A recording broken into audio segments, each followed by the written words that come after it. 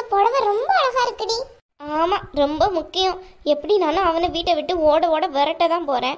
அதுக்கு இந்த புடவை அழகாக இருந்தா என்ன, அழகாக இல்லாட்டி என்ன? இந்த மாதிரி வாய் கொழுப்புல பேசிட்டு இருக்காத. வர்ற மாப்பிள்ள உனக்கு ரொம்ப பிடிச்சதா இருக்கும். பேசாம அமைதியா கல்யாணம் பண்ணிக்கிட்டு போற வழிய பாரு. நீங்கள் சொல்கிறதெல்லாம் நான் கேட்கணுமா? நான் சொல்கிறத மட்டும் நீங்கள் கேட்க மாட்டீங்க, அப்படித்தானே? ஆமா, அப்படிதான். இந்த புடவைக்கு ஒரு நெத்திச்சூடி போட்டா நல்லா இருக்கும் மலர். அது ஒன்று தான் பிரச்சனை. இப்போ பேசாமல் போயிடு. இப்ப எதுக்கு தேவையில்லாம இவ்வளோ கோவப்பட்டுட்டு இருக்க? கோவப்படுறதுனால உன் மூஞ்சி எவ்வளோ அசிங்கமா இருக்கு தெரியுமா? இதே கொஞ்சம் சிரிச்சனா நீ பாக்குறதுக்கு அவ்வளோ அழகா இருப்ப. என் மூஞ்சி ஒன்றும் அழகாகவும் இருக்க வேணாம், அந்த மாப்பிள்ளை என்ன பிடிச்சிருக்குன்னு சொல்ல வேணாம். இப்படி வச்சிருந்தாலே போதும். அவன் துண்டு கணம் துணியை கணம் இன்னைக்கு ஓட தான் போகிறான் பாரு. அப்படியா? அப்படி ஏதாச்சும் நீ செஞ்சு மாப்பிள்ளை ஏதாச்சும் ஓடிட்டாலும் வையி. எனக்கு இனிமே நீ தங்கச்சியே கிடையாது, பார்த்துக்கோ. ஓஹோ, சரி சரி, தங்கச்சியே இல்லாமல் இருக்கேன், ஒன்றும் பிரச்சனை இல்லை. உனக்கு தான் அடுத்தடுத்து தங்கச்சி இருக்க தானே செய்கிறாங்க. நான் ஒருத்தி இல்லைன்னா என்ன, ஒன்றும் கவலை கிடையாது. வாய் மட்டும் இருக்கு. மலரு, இட்டி மாப்பிள்ளை வீட்டில இருந்து வந்தாச்சு. மாப்பிள்ளை அவ்வளோ அழகுடி. அப்படியா? சரி சரி. இவன் ஏன்டி இப்படி இருக்கா? மூஞ்சி இப்படி வச்சுக்கிட்டு கொஞ்சம் சிரிச்ச மாதிரி வா. போதும் போதும், இந்த மூஞ்சி போதும். சரி மலர், நீ போ, நான் இங்கே இருக்கேன். ஏன் நீ இங்கே இருந்து என்ன செய்ய போற? நீ மாப்பிள்ளையை பார்க்க வேண்டாமா? வா என் கூட. அதெல்லாம் ஒன்றும் வேணாம், நீ பார்த்தா போதும். நீ கட்டிக்க போற மாப்பிள்ளை தானே, நான் இங்கே இருக்கேன், நீ போய் பாரு. பூமாரி சொல்றதான் கரெக்ட். நீ வா, அவ இங்கே இருக்கட்டும். அவ வந்து என்ன செய்ய போறா? ரொம்ப பண்றீங்கம்மா. ஏன் பூமாரி வந்தா என்ன என் கூட? ரொம்ப பேசாதடி, வந்து பாரு வா. என்னது ஆனந்தா? ஆனந்த் இங்க வந்து இருக்காரு? எனக்கு ஒன்றும் புரியலையே. சம்பந்தி ஐயா, வீட்ல இருந்து வேற பெரியவங்க யாரும் வரல போலையா? வேற பெரியவங்கன்னு சொல்லிக்கிறதுக்கு யாரும் கிடையாது. என் தம்பி ஃபேமிலி தான் இருக்கு. அவங்களும் என்கேஜ்மெண்ட்டுக்கு வரலான்ட்டு சொல்லிட்டாங்க. நாங்க 2 பேரும் இப்போ பொண்ணை பார்த்து உங்ககிட்ட முடிவை சொல்லிட்டு போலான்ட்டு தான் வந்தோம். அப்படியா? ரொம்ப சந்தோஷம். என்னாச்சு மலர், பேசவே மாட்டேங்கீங்க? அவ அப்படிதான். என் பொண்ணுக்கு கொஞ்சம் நல்ல கூச்ச சுபாவம். யார்கிட்டயும் அவ்வளவா பேச மாட்டா. நீங்க எதுவும் தப்பாலாம் நினைச்சுக்கிடாதீங்க. சேச்சே, அதெல்லாம் நான் ஒன்றும் நினைக்கல.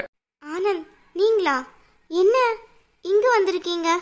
என்னம்மா ஷாக்கா இருக்கா? இல்ல, எனக்கு ஒன்றும் புரியல.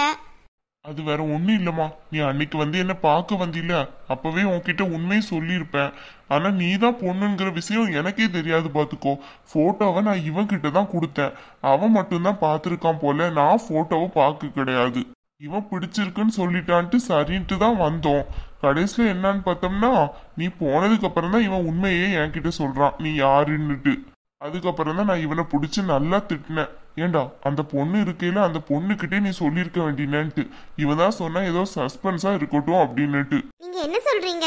எனக்கு ஒன்றும் புரியலையே. ஆன்ட்டி, அது ஒன்றும் இல்லை. மலர் எனக்கு நல்லா தெரியும் முன்னாடியே. அவன் எனக்கு நல்ல க்ளோஸ் ஃப்ரெண்டு தான். மாப்பிள்ள, நீங்க என்ன சொல்றீங்க? எனக்கும் ஒன்றும் புரியலையே. அது ஒன்றும் இல்லை ஆன்ட்டி. முன்னாடி ஒரு தடவை எங்கள் வீட்டு வாசலில் தான் மலர் மயங்கி விழுந்தா. அதுலேருந்து அவளும் நானும் ஒரு நல்ல க்ளோஸ் ஃப்ரெண்ட்ஷிப்பில் தான் இருந்தோம். அவளுக்கு என்ன பிடிக்கும், எனக்கு அவளை பிடிக்கும். இந்த மாதிரி தான் இருந்துகிட்டே இருந்துச்சு. ஆனால் 2 பேருமே வெளியே சொல்லாமல் தான் இருந்தோம். ஆனால் அவளுக்கு கண்டிப்பாக என்ன பிடிக்குங்கிறது எனக்கு தெரியும். அப்பா கிட்ட நாங்களும் எதுவுமே சொன்னது கிடையாது. மலர் எனக்கு ஒரு ஃப்ரெண்டாக நல்லா பிடிக்க தான் செய்யும். அதுக்கப்புறம் தான் எனக்கும் பொண்ணு பார்த்துட்டு இருந்தாங்க. ஒரு தரகர் மூலமாக தான் மலரோட ஃபோட்டோ அப்பா கைக்கு வந்துச்சு. அப்போ தான் இந்த பொண்ணும் பிடிச்சிருக்கான்னு பாருன்ட்டு சொன்னார். அதுக்கப்புறம் தான் அது மலருங்கிற விஷயமே எனக்கு தெரியும். என்ன மலர், இனிமே நீ தான் பதில் சொல்லணும். இல்ல, சடனா உங்களை பார்த்தோன்னே எனக்கு என்ன பதில் சொல்லணும்னே தெரியல. அப்படியா? உங்களுக்கு மலர் அப்ப ரொம்ப பிடிக்கும்ல? ஆமா ஆண்டி, எனக்கு மலரை பிடிக்கும். அதுவும் இல்லாம மலர் மாதிரி ஒரு பொண்ணு எங்க வீட்டுக்கு வந்தாதான் நல்லா இருக்கும் எங்க வீடு. ஆமாமா, ரொம்ப தங்கமான பொண்ணு. இவளை எனக்கு 2-3 வாட்டி வெளியே பார்த்துருக்கேன். ஆனா இவதான் என் வீட்டோட மருமகளா வரப்போறான்ங்கிற விஷயம் எனக்கு தெரியாம இருந்திருக்கு பாரு. ஆமா ஆமா. சரி, நீங்க பேசிட்டு இருங்க, நான் போய் டீ எடுத்துட்டு வரேன். என்னம்மா மலர், எதுவும் பேச மாட்டீங்க? இல்ல, எனக்கு என்ன பேசன்னே தெரியல. மாப்பிள்ளை பார்க்க வர்றாங்கன்ட்டு அம்மா சொன்னாங்க. எனக்கு இந்த கல்யாணத்தில் கொஞ்சம் கூட இஷ்டம் இல்லை. அதான் ரெடியாக மாட்டேன்னு தான் சொல்லிட்டு இருந்தேன். ஆனால் வந்து பார்த்ததுக்கப்புறம் எப்படினாலும் வர்ற மாப்பிள்ளைக்கிட்டே என்னோட குடும்ப சுச்சுவேஷன் எடுத்து சொல்லி கல்யாணம்லாம் நடக்காதுன்ட்டு சொல்லி வீட்டுக்கு போக சொல்லணுன்ட்டு தான் நான் வந்தேன். ஆனால் ஆனந்தை பார்த்தோன்னே எனக்கு ஒன்றுமே புரியல. அதுவும் இல்லாமல் ஆனந்த் இங்கே வருவாருன்ட்டு நான் கொஞ்சம் கூட நினச்சும் பார்க்கல. அதான் என்ன பேசுறதுன்னு தெரியாமல் வாயடைச்சு போய் நிற்கேன். அப்படி என்னம்மா குடும்ப சுச்சுவேஷன் உனக்கு? என்ன அப்படி கஷ்டமான சுச்சுவேஷன்? அப்பா, அதான் நான் சொன்னேன்ல, என்னடா சொன்ன? மலர் தான் வேலைக்கு போறா, குடும்பத்தை பாத்துக்கிடுறான்னு சொன்னேன். அவங்க அப்பாவும் வேலை பார்க்க தானே செய்யறாங்க. அப்புறம் என்ன? அது மட்டும் இல்லப்பா, அவ அக்கா ஒருத்தங்க இருக்காங்க. அவங்க காலேஜ் படிப்பு எல்லாமே மலர் தான் பாத்துக்கிடுறா. அவ வேலைக்கு போக முடியாத சுச்சுவேஷன் வந்தோம்னா அவங்கள யார் பாத்துப்பான்ட்டு அவ நினைக்கா போல. நீங்களே உங்களோட பதில அவகிட்ட சொல்லிருங்க. இங்க பாரு மலர், கல்யாணத்துக்கு அப்புறமும் உனக்கு என்ன பிடிச்சிருக்கோ அப்படியே நீ இருந்துக்கிடலாம். உனக்கு வேலைக்கு போகணும்னு தோணுச்சுன்னா நீ வேலைக்கு போ. அது யாருமே நாங்க தடங்கள் எதுவும் சொல்ல மாட்டோம். அந்த காசு உனக்கு தானே. நீ யாருக்கு கொடுக்கணும்னு விருப்பப்படுறியோ அவங்களுக்கு கொடுத்துக்கோ. நீ உங்க வீட்டுக்கு தான் கொடுக்கணும்னு ஆசைப்பட்டனா வீட்டுக்கே கொடுத்துரு. அதுல நாங்க யாருமே எதுவுமே தலையிட மாட்டோம். அங்கிள் நீங்கள் என்ன சொல்கிறீங்க? எனக்கு ஒன்றும் புரியல. இதுக்கு மேல எப்படி மலர் தெளிவா சொல்றது? உன் அக்காவோட படிப்பு இதனால நிக்காதுன்ட்டு எங்க அப்பா சொல்றாரு. உன் அக்கா என்ன படிக்கணும்னு நினைச்சாங்களோ அதையே படிக்கட்டும். நீ அவங்களுக்கு உதவி செய். அதுக்கு நானும் தடையா இருக்க மாட்டேன், எங்க அப்பாவும் தடையா இருக்க மாட்டாரு. போதுமா உனக்கு? இப்போ கல்யாணத்துக்கு சம்மதமா? ஆனந்த், வாங்க ஆனந்த்.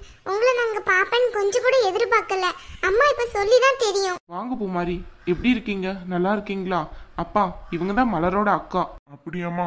உங்க ரெண்டு பேரையும் ஒரு வாட்டி நான் டிராஃபிக்ல வச்சு மீட் பண்ணேன். அப்போ உன் அக்காவோட வாழ்க்கையை பத்தி நீ சொன்ன. உனக்கு ஞாபகம் இருக்கான்னு தெரியல, எனக்கு நல்லாவே ஞாபகம் இருக்கு. உன் அக்காவை பார்த்தோன்னு தான் எனக்கு அதே ஞாபகத்துக்கு வருது. ஏதோ ஒரு இதுல உன்னை மீட் பண்ணணுன்ட்டு யோசிச்சுட்டே இருந்தேன். இப்பதான் டக்குன்னு ஞாபகத்துல வருது. ஆமா சார், உங்களை நாங்க பார்த்தோம்.